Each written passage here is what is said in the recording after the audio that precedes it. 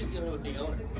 And the more they're ready to close their shop, the better. It's just like the same in real estate, isn't it? The more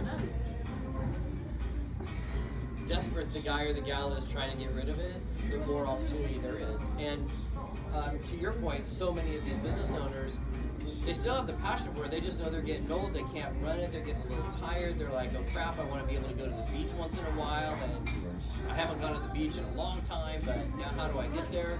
And if we come in and say, hey, well, listen, we'll keep you on 20%. We just need you to help hire the right people and transfer all that wisdom, that tribal wisdom to our new team.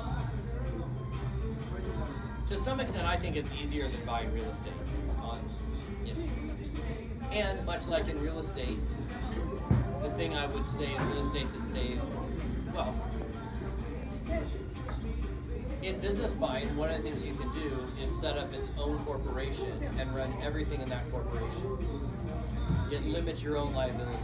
So as long as you're not a personal guarantee on it, if the business goes bad, the corporation loses out. Right? It's a little harder, at least my experience is it's a little harder to do that in the real estate world because the banks want a personal guarantee. The hard money gals, they ain't letting you go anywhere without a personal guarantee. Like she's over there.